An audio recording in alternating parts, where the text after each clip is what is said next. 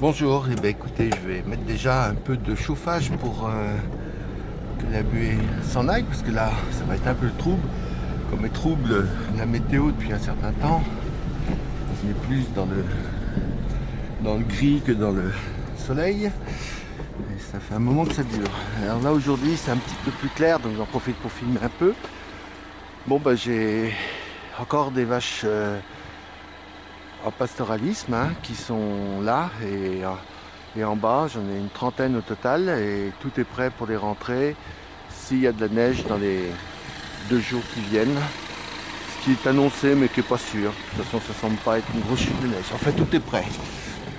Bon, les jours, chaque jour de gagner me permet d'économiser un peu de paille, donc c'est un petit plus pour passer l'hiver. Je vais enregistrer une vidéo, j'espère, cette semaine.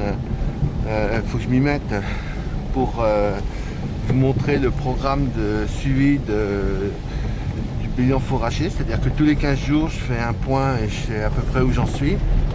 Là, je fais manger du très bon foin en ce moment. Ils ont tendance à manger beaucoup plus que ce que je pense au départ. Les vaches sont, ça se voit, elles ont repris à 2 près ou 3 près, les autres ont pris vraiment un bel état, elles sont en pleine forme. J'ai un tiers de mes veaux de fait, de mes vélages de fait. Là c'est calme parce que ça correspond à la période de lâcher de l'année dernière. Et puis il faut penser que l'année dernière, ça s'est tout décalé d'un mois, un mois et demi de retard. Ce qui habituellement, génisse compris. Alors que cette année, c'est nickel. Et puis les vaches qui ont vélé en décembre, début janvier l'année dernière, ont déjà vélé. Par contre, il faut que j'attende un peu.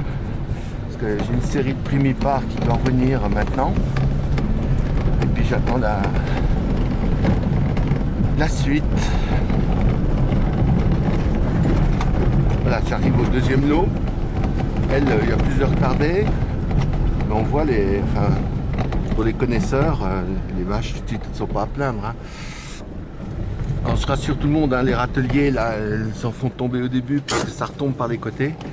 Mais comme je ne recharge pas à l'instant T, je laisse 5-6 heures entre le moment où elles ont fini et puis le moment où je ramène du foin. Elles mangent ce qui est tombé sur le côté. Enfin, ce qui n'est pas souillé bien sûr. Alors, il y a un petit peu de souillure, mais c'est rien. De toute façon, je constate aussi que ceux qui donnent à manger au sol en distribuant une ration avec des dérouleurs, il reste du foin.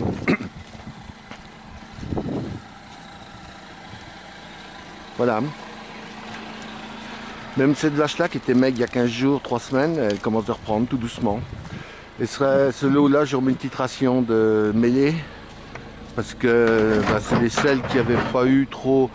Disons que c'est celles qui, avec des veaux plutôt retardés, des veaux qui étaient plutôt du mars-avril l'année dernière, avaient peut-être besoin le plus de retrouver un peu la pêche. Mais enfin, quand on voit une vache comme ça, il n'y a pas trop de soucis à se faire.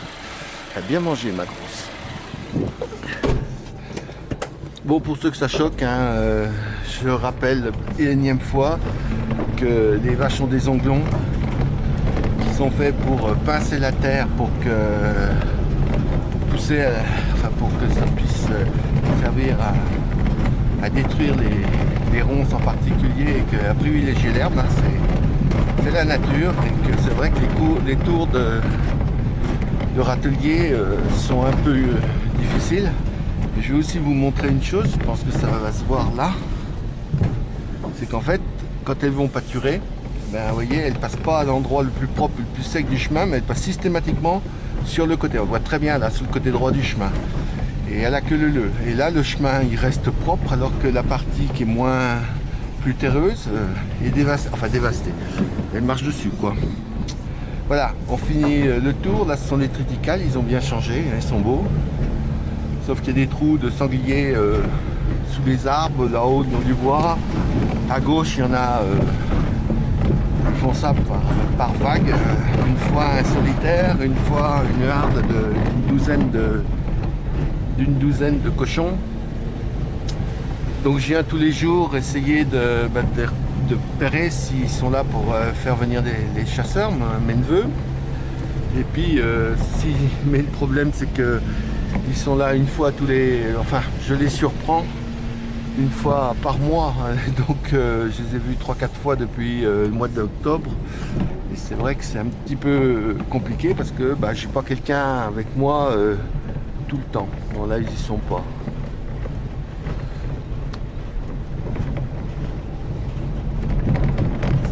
Donc oui, je fais un petit tour comme ça tous les jours, vérifier les clôtures électriques, même si les vaches viennent pas pour le moment, la partie qui est concernée. Et puis vous voyez là, ils sont travaillés, ils ont cherché les glands, donc ils vont revenir.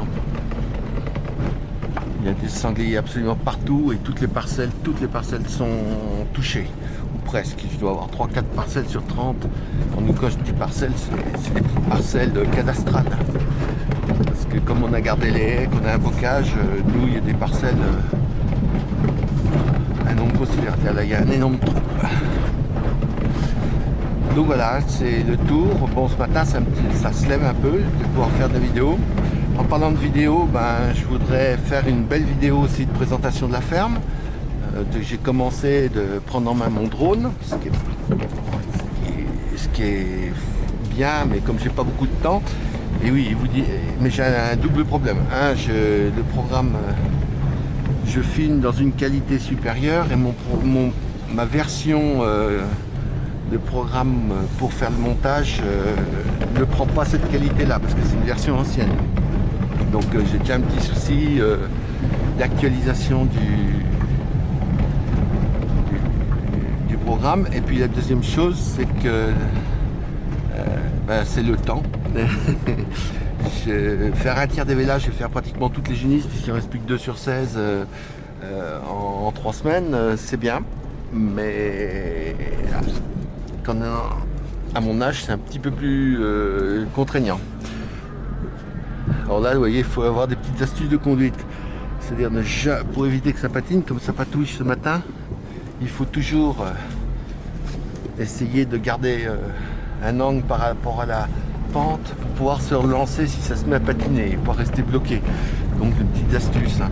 N'empêche que le chemin que j'ai fait depuis 5 ans maintenant, 6 ans, il est génial et que je l'utilise vraiment. Et grâce à ça, je peux venir. Avant, je ne pouvais pas venir là. C'était compliqué, il fallait monter en tracteur, traverser des bourbiers. Là maintenant c'est nickel, on passe toujours au même endroit et du coup on n'abîme pas autour non plus. Et on préserve comme ça la qualité des sols, enfin on préserve tout sans abîmer, simplement parce qu'on peut rouler aux bons endroits. Je sais pas si à la caméra ça paraîtra là, mais les dégâts de sanglier on les voit bien là à droite. Cette chaîne là-bas c'est ravagé jusqu'au bout là-bas. C'est un peu énervant.